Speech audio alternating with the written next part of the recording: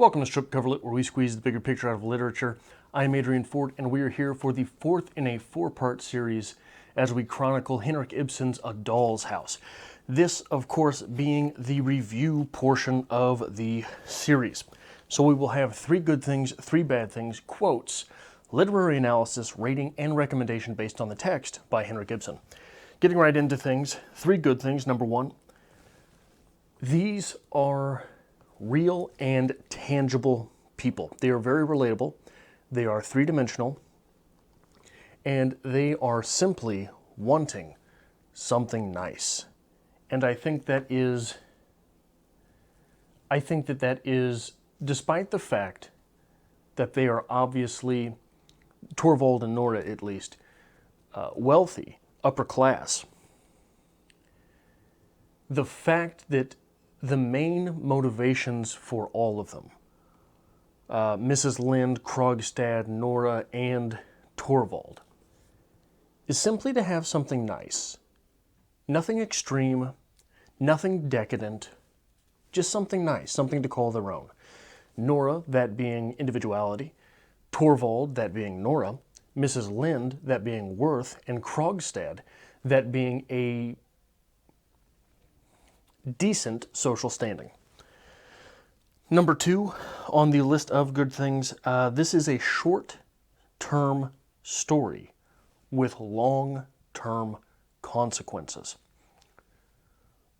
We picked the very shortest time frame that we could in order to reach all the way back into Nora's childhood, all the way back into Mrs. Lind's probably young adulthood, all the way back into Krogstad's young adulthood, and to project all the way into Nora's forever, Torvald's at least until he gets over the heartbreak, Mrs. Lind's and Krogstad's probably the rest of their life, as that looks to be a marriage that will work out. And number three, this is a very quotable piece for being so short. And the quotable parts, for example, I read Three Sisters years ago, and it was a very quotable story, but the quotes themselves, a very quotable short play, but the quotes themselves did not necessarily bring you back to that story. I think all of the best quotes for this story, if you hear them, not only will you recognize them, and are they great quotes, they will take you right back to this piece, which is interesting and hard to do. Three bad things, however. Number one, the first act is a bit slow, especially when compared to Acts 2 and 3. In Acts 2 and 3, every bit of dialogue and every stage movement is moving us forward into something else, into the next thing, until ultimately Krogstad and Mrs. Lind are essentially married and Nora has taken off on her own. But that first act, though there's a lot established, I don't know that there is very much established in that first act that could not be surmised from Acts 2 and 3. Number two, that last-minute revelation for Nora, that it is individuality and adulthood and her own path that she seeks, that's a really, really, really hardcore revelation, and something that is a very heavy burden to accept, and something that I'm not sure it is quite so realistic for a character like Nora, who is so naked and bare in the wild, to accept and go forward with. I think that is something that is, it's a lot to ask your reader to believe that she would be willing to accept the future that almost undoubtedly lies ahead of her. Maybe she doesn't recognize it. Maybe she doesn't fully understand. We don't, however, get the idea that she is a stupid character. And the future that is undoubtedly ahead of her is very rough and much more difficult than anything she has thus far in her life, presumably, faced. And third, on bad things, for me, that last line, empty, she is gone, a hope flashes across his mind. The most wonderful thing of all, coming to us from Torvald after Nora has left him. And then finally, the sound of a door shutting is heard from below. For me, that is the wrong type of ambiguity. I am not sure I fully comprehend what is going on there, and it's not necessary for me to fully comprehend what's going on there if I understand the direction that it goes. It could be at the end, Torvald is still completely lost as to what's really going on, or it could be that he has finally come to that revelation of Nora wanting to be an individual as opposed to an ornament. I'm not sure what's going on there, and for me it's the wrong type of ambiguity. Quotes from the piece. Like I said, I think this is a very quotable piece. One must live, Dr. Rank. From Act 1 on page 15. One must live, Dr. Rank. Put that quote in your life the next time you're doing something awful. For me, as part of my job, I work overnights and I'm responsible for cleaning restrooms. The next time I tell my associate I'm going to go clean the restrooms and she asks, "Are you sure?" I will look at her and say, "One must live, Dr. Rank." That's a hell of a quote. Moving forward, page 35. And I hear he is a good worker too, but I knew him when we were boys. It was one of those rash friendships that so often prove an incubus in afterlife. I may as well tell you plainly, we were once on very intimate terms with one another, but this tactless fellow lays no restraint upon himself. When other people are present, on the contrary, he thinks it gives him the right to adopt a familiar tone with me, and every minute it is, "I say, Helmer, old fellow," and that sort of thing. I assure you it is extremely painful for me. He would make my position in the bank intolerable. I think that's a great quote for a couple reasons. Number one, it shows a side of Torvald that is that is not unlike Patrick Bateman in American Psycho, in this strange want to be distant and untouchable. And for two, that is a quote that has a payoff later on. A payoff that I did not see coming, and I'll get into that a little bit later in this video. Moving forward on page 52, and life has taught me not to believe in fine speeches. Think of that the next presidential debate you watch. Think of that the next time you see some politician standing in front of a crowd looking for a soundbite. And life has taught me not to believe in fine speeches. I think that's great. 59. One can't have anything in this life without paying for it. I mean, that is what it is. And finally, as far as quotes go, coming to us from page 66. Where am I going here? I mean that I was simply transferred from Papa's hands to yours. You arranged everything according to your own taste, and so I got the same tastes as you, or else I pretended to. I am really not quite sure which.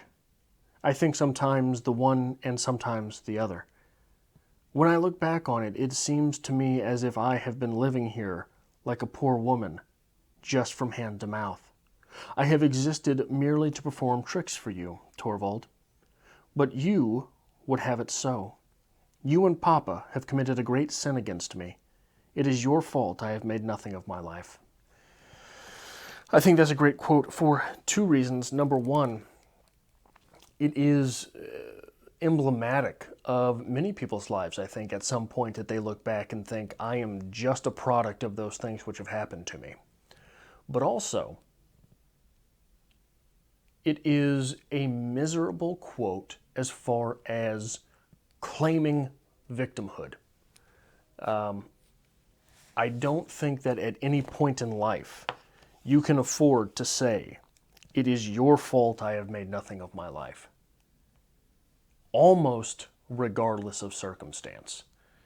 And I think that seeing something so stark as that put into print is helpful for readying one's self against that type of thought. So as far as literary discussion goes with this piece, I'm not sure exactly where to start. There's a lot of things here, and as with all great works of literature, they seem to be acting in coercion, feeding off of one another, and feeding back into themselves. We've got the question of status here. And a lot of status in the world that we are inhabiting is inherited. A lot of the status that people will have is status that was possible to them when they were born. We do see a couple characters shucking that. And we see only one character completely married to it. Torvald is the only character completely married to his status. He's worked hard for it. But it was within the premise of his life to begin with. He is someone who was almost undoubtedly born into the circumstance that made it possible for him to assume the position that he has been promoted to within the bank. Nora is born into her position and gives it away. But the two that are really worth concentrating on are Krogstad, Mrs. Lind. Mrs. Lind moves up a little bit in status in order to procure stability for her family.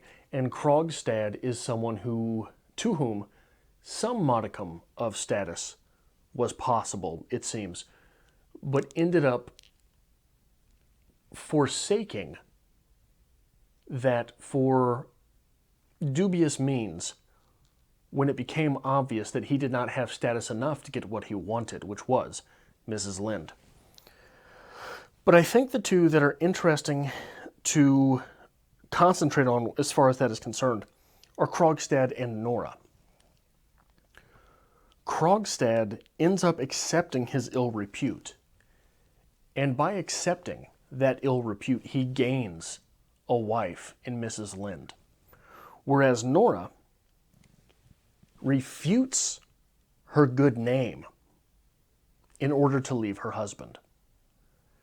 And for these two characters' actions, we have a flip-flop in the fortunes of Torvald and Mrs. Lind.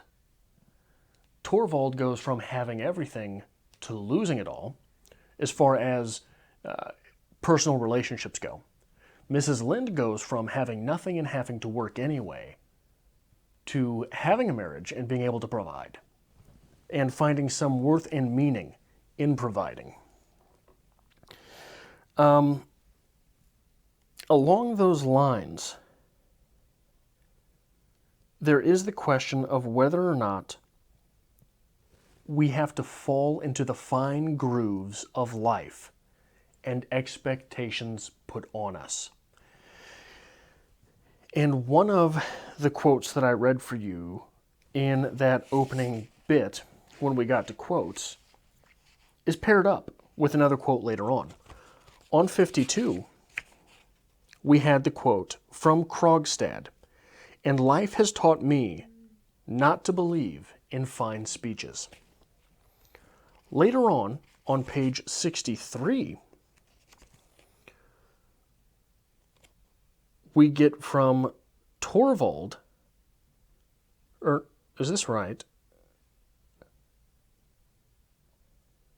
No, that is not right. Okay, we get from Torvald, when Nora is trying to defend herself, no fine speeches, please. Your father always had plenty of those ready, too. No fine speeches, please. Your father always had plenty of those ready, too. So here we have the same sentiment being delivered from both Krogstad and Torvald, the two people whose status in this story are probably as disparate as any two peoples that even appear in this story, going from Nora at the top of the hierarchy to, we'll say, either Mrs. Lind, who has to search for work, or the maid, who has forsaken her own personal relationships with her daughter in order to have work. Both of these people presenting this same spiel, the same sentiment against fine speeches, the same sentiment against great quotes, for lack of a better terminology or way of thinking about it. And there is something to be learned, I think, from that. Krogstad, who is essentially a bottom dweller, he is someone who has ill repute, who has no reputation, and Torvald, who has all the reputation one could hope for which one could hope, delivering the same sentiment about refusal to listen to fine speeches. What is being said there? What is being said there is, I don't have to fall into your expectation. When a politician gives a great quote, what he's or she is saying is, I have the exact right words for you to keep you stupid and happy where you're at. I have with me the power of words to make you follow my expectations. These two characters from very disparate means are both saying, I don't want your speeches, because all your speeches are assumptions of what I am supposed to do. And I think that is really, that's a strong sentiment from this piece, despite the fact that on both ends of this little quote about fine speeches, we've got irony and we've got hypocrisy. Mainly in the fact that Krogstad is trying to blackmail people, and Torvald simply wants his wife around to be ornamental. And these are the two from whom we're getting this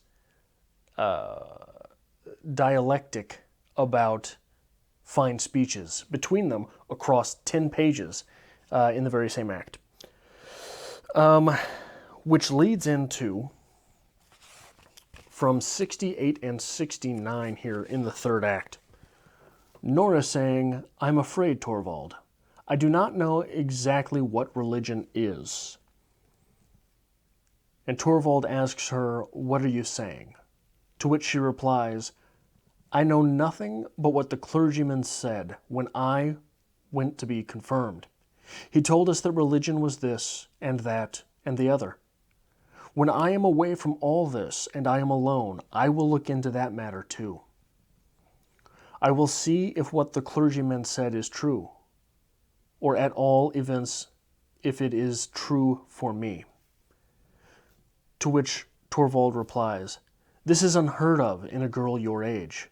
But if religion cannot lead you aright, let me try and awaken your conscience. I suppose you have some moral sense? Or, answer me, am I to think you have none? And Nora says, I assure you, Torvald, that is not an easy question to answer. I really don't know. The thing perplexes me altogether. I only know that you and I look at it in quite a different light. I am learning, too, that the law is quite another thing from what I supposed, but I find it impossible to convince myself that the law is right. According to it, a woman has no right to spare her own dying father or to save her husband's life. I can't believe that. What this gets to, in the same line as shucking expectations from someone else, is the question of society versus individuality. All the way down to the society and the expectations put on us from religion. And if you take that quote and you compare it to what Torvald said when he was first angry with Nora, he says, I ought to have suspected something of that sort would happen. I ought to have foreseen it. All your father's want of principle, be silent. All your father's want of principle come out in you. No religion, no morality, no sense of duty. And these are the three things that we're really looking at in this play. Religion, morality, and sense of duty. Religion and morality look very much at society, reflect very much on society and expectations. Sense of duty comes from individuality. The individual in me feels responsible for my wife, for my husband, for my children, and I will work in these ways, assuming my own utility, to provide for them. Versus religion and morality, which come with a whole packet of expectations. Do you want worth by society's standards, that morality, that religion, which come with money and status? Or do you want to be a whole person and construct your own values? And from this we derive individuality. So it is interesting and perplexing for Torvald to put all of those things together. Duty, which is associated with individuality, which is associated with utility. Right kissing next to morality, which is put on us by our society, and religion, much of which we assume from society as well.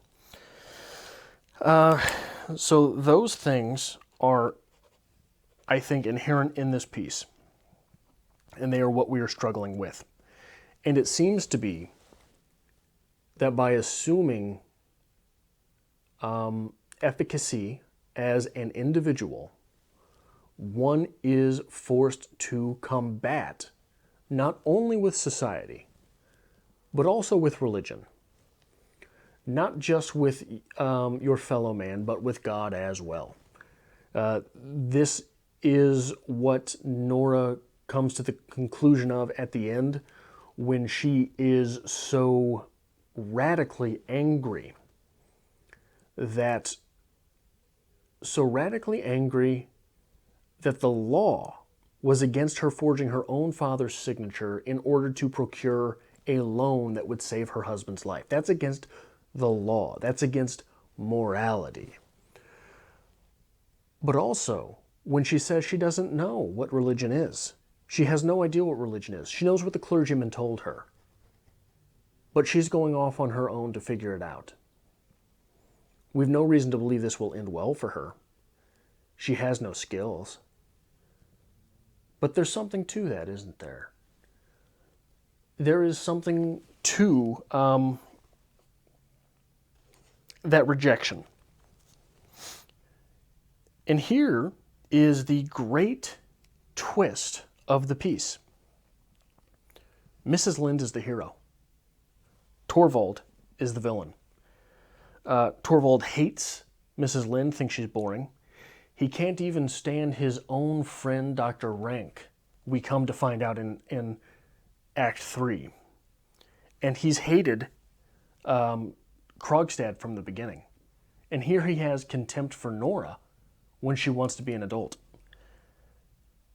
Versus at the beginning of the story, when we were being led to believe Nora was going to be the hero, simply from the fact that she is the first character to which we are introduced. And Krogstad was the villain because he was the big mysterious bad guy.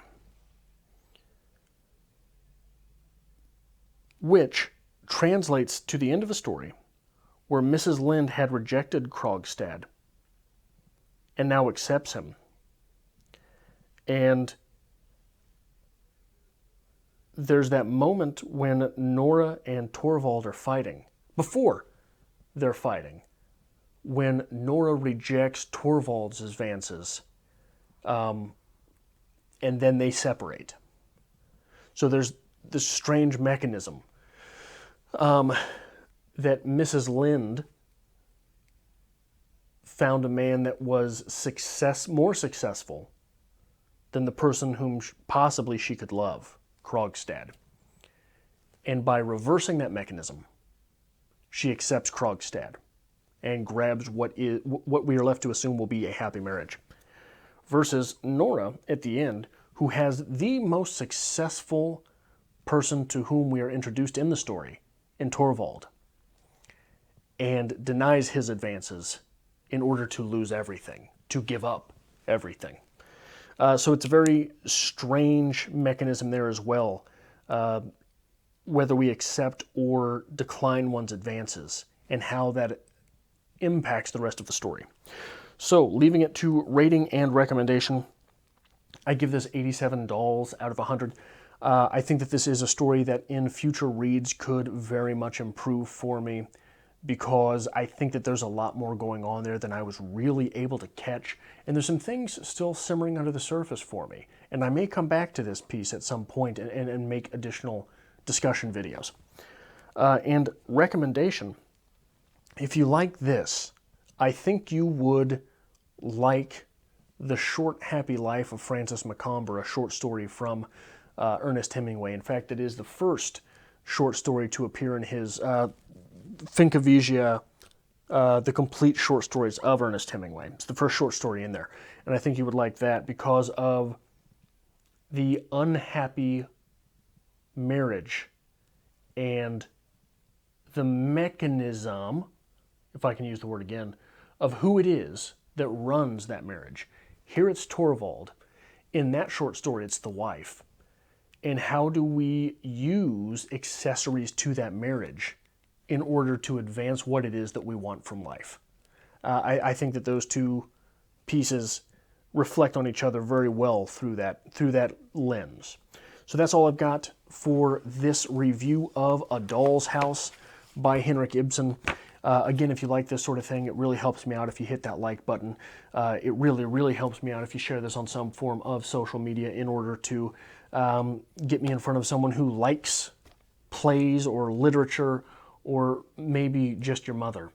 And if you are so inclined, there is, as always, a link to my Patreon to be found in the description below.